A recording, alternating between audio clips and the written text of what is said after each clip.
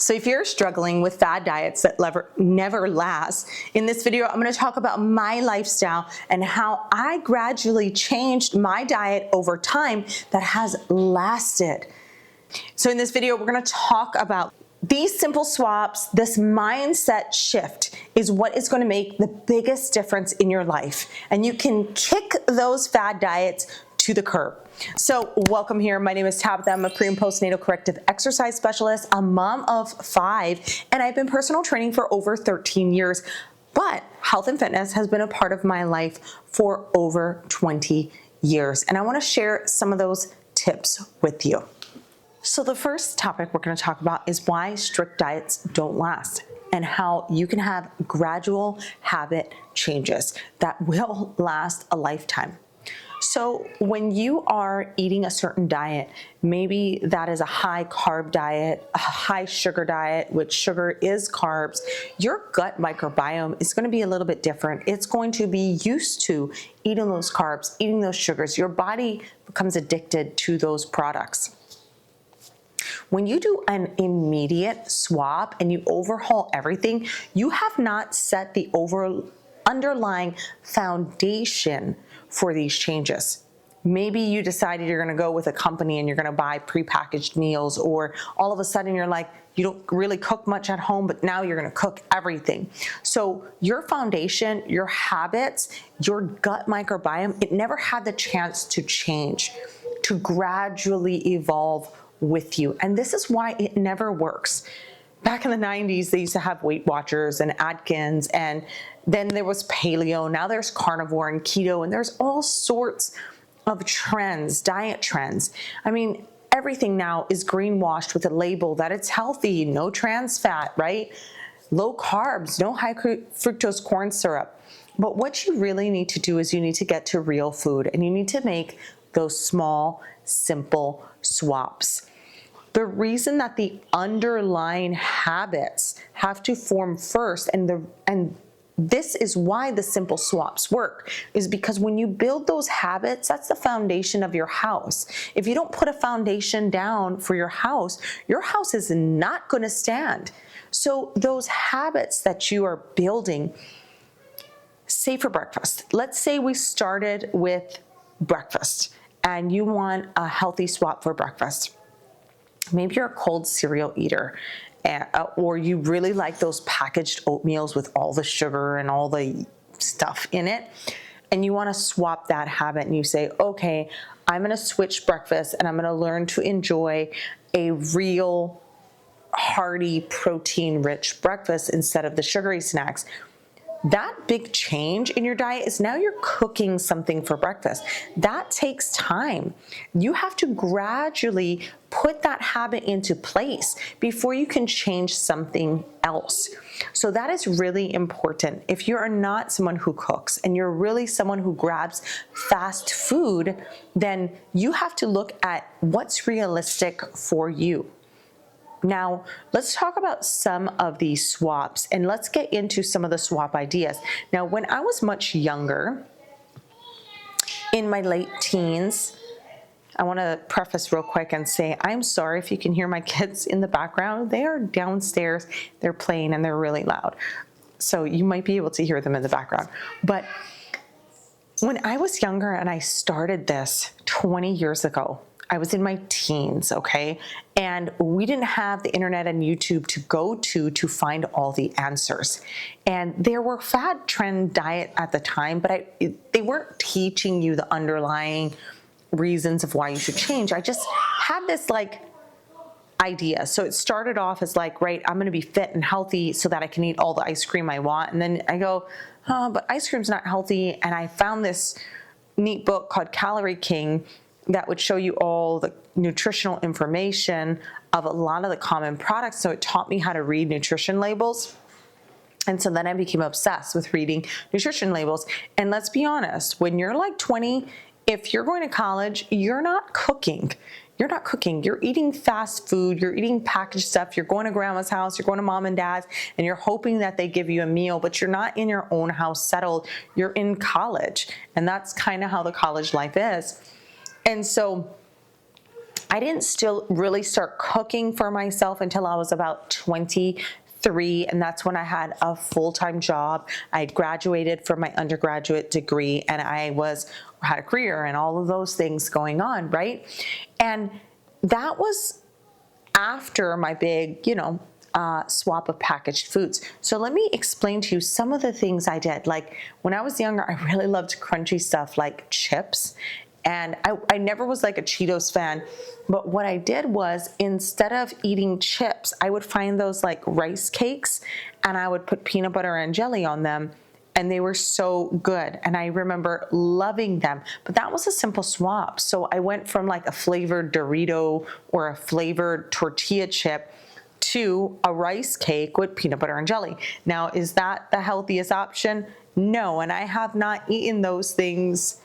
Oh my gosh, I haven't had a rice cake with peanut butter and jelly in probably 14 or 15 years, but that is one simple swap that you can make. Another swap I did when I was really young in college, I've always really loved chocolate, and I don't know where my chocolate bar went. I think my children stole it, but I've always really loved chocolate, and there's a lot of great benefits to chocolate, but you have no benefits to chocolate if you're eating milk chocolate. So I remember in college, I was reading this wonderful book about all the benefits of chocolate, and I said, okay, if I'm gonna be a chocolate connoisseur and I'm gonna love chocolate and I wanna eat chocolate, and my favorite candy bar at the time was an Almond Joy. I just love coconut and I love chocolate. I said, I can't do that if I want to be healthy. Like, I'm never going to be able to work off the calories that I'm eating. So I got to teach myself to love dark chocolate. And today I will fluctuate between a 70% to about an 85% dark chocolate. Sometimes I will be in the 85 zone and I'm loving the different flavors, and I will switch brands too, because every piece of chocolate has a different flavor profile, but I had to grow that gradually, okay? That didn't happen overnight. I remember the first dark chocolate I ate was Hershey's Special Dark Chocolate, and ew, I would never eat that today, but at the time, I was changing my palate. So those are the simple swaps. Something like soda. I've never been a soda drinker or a carbonated beverage drinker, but if you are, you can easily do those carbonated waters that are flavored. You can switch to kombucha. I've been drinking kombucha now for about 10 years and I absolutely love it, but that's an acquired taste, so that's something you have to gradually build into. Now, say you're a big carb junkie, like you really love sandwiches. How do you swap out of a sandwich? I would start with your bread and your meat. What kind of inserts do you have in your sandwich, and what type of bread are you using?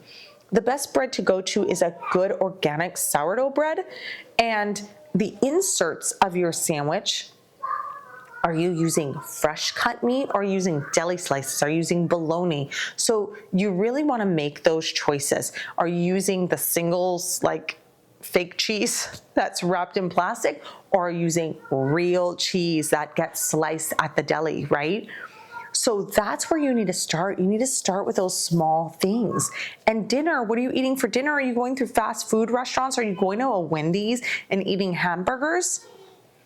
So what place can get you a better quality hamburger? Or maybe you go and you eat it without the bun, That's an option. Or maybe you switch and you go to a healthier restaurant chain. I know that when I traveled a ton for work, I was always on the go. This was probably about 6 years ago that my on-the-go travel lifestyle stopped because we moved, but I was traveling for work all the time. And I was like really skilled at cooking through little mini crock pots in my hotel room. But if I couldn't get food in my hotel room, maybe I was traveling, a lot of the times I would stop at like a Qdoba, a Chipotle, or a, what is the other one called? It's my mom's favorite one. It's slipping my mind, but the other like Tex-Mex restaurant, I would stop there because I know that I'm getting grilled chicken or grilled steak. And the beans, although the beans aren't probably processed properly, that's okay. At least you're eating some beans. Now you can minus or go light on the beans, light on the rice, and take the vegetables that they're offering you. Now, like take the meat And then I would take a lot of the salsas. Give me the salad, give me the sour cream and the guacamole, because you know that food is pretty clean. So one of those Tex-Mex restaurants, honestly, is probably one of your best choices. As a family, we were just traveling last month, and we didn't have a hotel room with a kitchen. Even though I thought I had booked one, I messed up, because that's an important thing for me nowadays. But we went to Chipotle, and that was the best option. So you gotta make choices like that.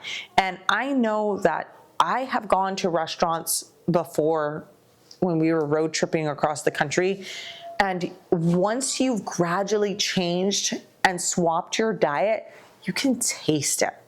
You can taste it. Another example is when I was training for my fitness competition. This was in 2012, before I had children. It was get rid of all sugar in your life, like no sugar for the competition. I remember eating a strawberry for the first time after competing, and it tasted like pure sugar. It was so sweet, it had so much flavor, and I was just amazed at how my taste buds had changed because I hadn't had sugar in my diet.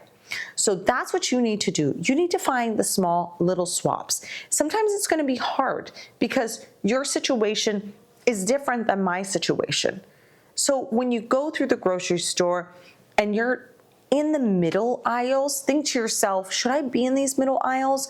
What am I getting in this middle aisle that either I can make myself or I could buy a healthier version of it? And not the greenwashed label healthy version. I mean, legitimately a healthy version. What can you do to change that? Maybe instead of buying the super sugary fake Yoplait yogurts, switch to a Siggi's yogurt, Siggis, Siggi's. I love that yogurt brand. It's delicious and it's pretty good for you. It's very low in sugar, but watch out for the additives in your food. So that's what you're looking for. You're looking for those small, simple swaps, and trust me, over time, that foundation, oh, there's the kids, very loud in the back and to ground. So trust me though, over time, that foundation will change. You will get better, your taste buds will change, and things will really evolve for you. So consistency over perfection. Let's talk about this because you want to be consistent in your changes. You don't want to go for perfection. And I think that concept of overhauling everything and going to a fad diet or completely changing your diet like overnight is perfection. You think that you can do it all and you can be perfect and you can succeed, but that truly, it's not going to work. For most people, it does not work unless you have that foundation laid. Now, consistency is key. If you're changing your taste buds, you're swapping your sugar, your tons of sugar packets in your coffee for some stevia or monk fruit, or maybe a little splash of maple syrup, you know, switching your coffee creamers from fake stuff to real creamer, that consistency over time is going to gain traction. And then you're going to get addicted to it and you're going to be like, oh, what else can I change? And then it's going to be like me eating that rice cake going, this rice cake isn't even healthy for me. Neither is this peanut butter and jelly. Like, I need to get rid of this. I don't even need this in my life. Jelly has a ton of sugar in it. Yeah, it's good. It's a good little snack every time. But being consistent will make me want to find the better option constantly over time. So that's where consistency wins. And that's where you want to be. You want to be consistent with these changes. Start small. Don't overwhelm yourself.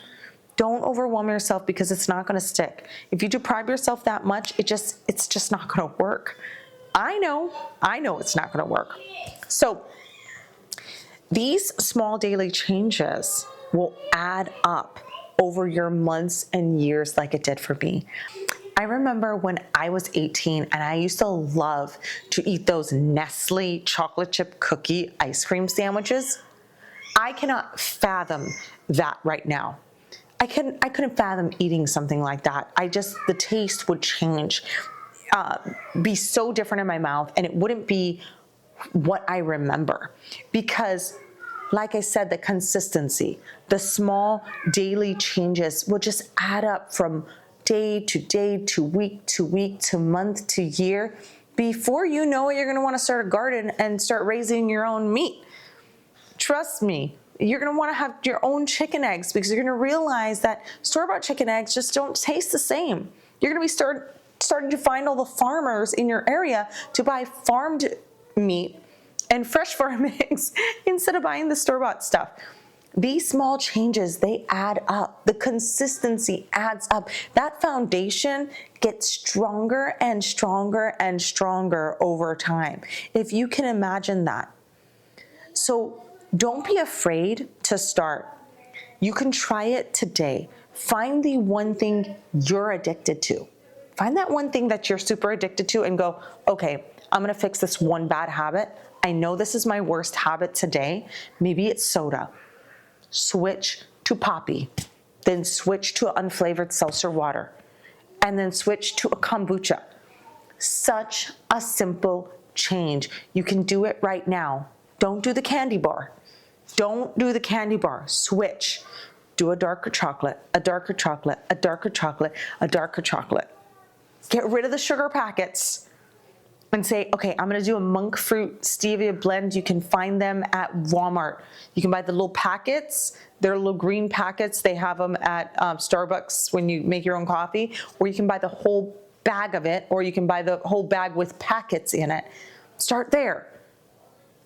It makes a difference. I promise you, and then you'll be surprised what happens in 1 year. You'll lose weight. You'll feel great. Your brain will have more clarity. Your gut will feel good. And this momentum will build over time. That's how I've changed my life. And it doesn't stop. I'm still going.